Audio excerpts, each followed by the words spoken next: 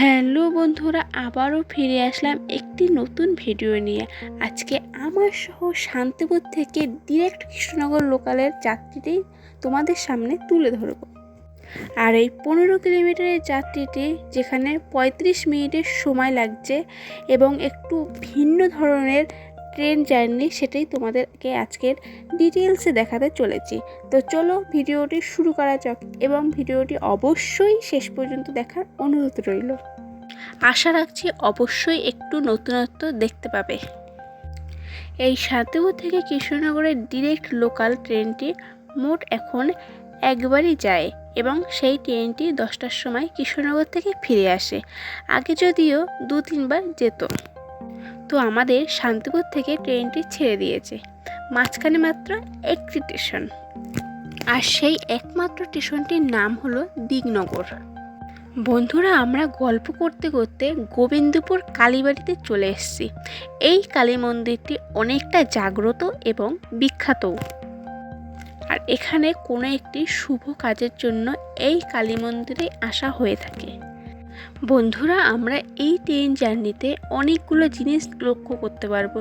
যেমন ধরো, অনেক জায়গায় গেটের ব্যবস্থা নেই।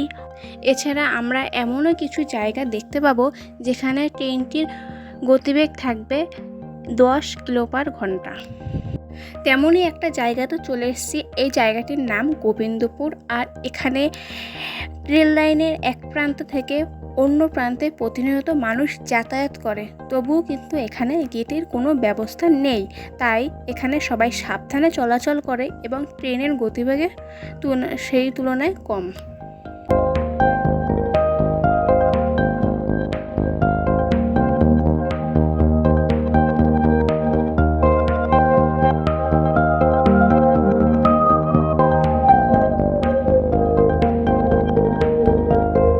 বন্ধুরা, আমরা এখন যে জায়গাটিতে রয়েছে এই জায়গাটি পাঁচপোতা, অর্থাৎ এই জায়গাটি থেকে পাঁচপোতা যাওয়ার রাস্তা শুরু হয় এবং এখানে বর্তমানে একটি নতুন রাস্তা তৈরি করা হয়েছে।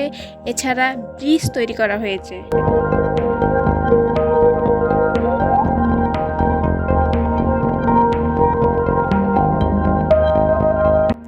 বন্ধুরা, আপনাদের সাথে অনেকটা গল্প করতে করতে চলে এসেছি আপনাদের সেই একমাত্র স্টেশন, যেটি হলো দিগনগর। আর এই দিগনগরেই কিন্তু রাঘবেশ্বর মন্দির রয়েছে, যেটি কিনা নদিয়া জেলার টেরাকোটার মধ্যে একটি অন্যতম মন্দির। আর পূর্বের স্মৃতি মনে করতে গেলে মনে পড়ে যায় রাজা রাঘব রায় এই জায়গাটিতে 20,000 টাকা ব্যয় করে একটি দিঘি খনন করেন এবং তার পাশেই দুটো মন্দির নির্মাণ করেন, যার মধ্যে একটি প্রায় বিধ্বস্ত আর একটি মোটামুটি অবস্থায় রয়েছে। আমাদের ট্রেনটি দিগনগর স্টেশন ছেড়ে দিয়েছে। আপনারা দেখতেই পাচ্ছেন যে লাইনের পাশে অনেকটা জায়গা জুড়ে অনেক রকমের গাছ রয়েছে। আর এক প্রান্তে দেখাই যাচ্ছে যে গাছে মুকুল ভর্তি। এই গাছগুলি কিন্তু লিচু গাছ। এছাড়া লিচু গাছের পাশাপাশি অনেক বড় বড় গাছও রয়েছে। আর এই সবুজ পরিবেশটা কিন্তু দারুণ লাগে।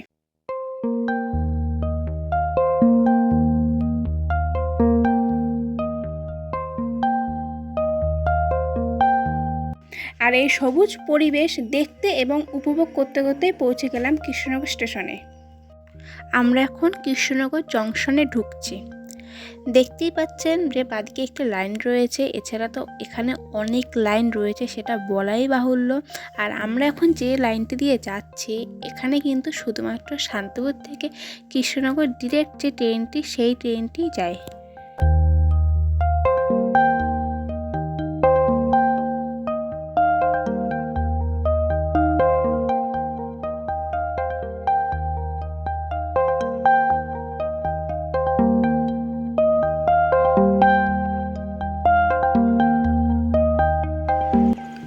বন্ধুরা, অবশেষে ট্রেনে করে চলেই আসলাম কৃষ্ণনগর সিটি জংশনে। আর আজকের এই ট্রেন জার্নিটি তোমাদের কেমন লেগেছে অবশ্যই কমেন্ট করে জানাতে ভুলো না। আর এরকমই ভিডিও দেখতে হলে অবশ্যই চ্যানেলটি সাবস্ক্রাইব করে রেখো। ততক্ষণে সবাই ভালো থাকো, সুস্থ থাকো।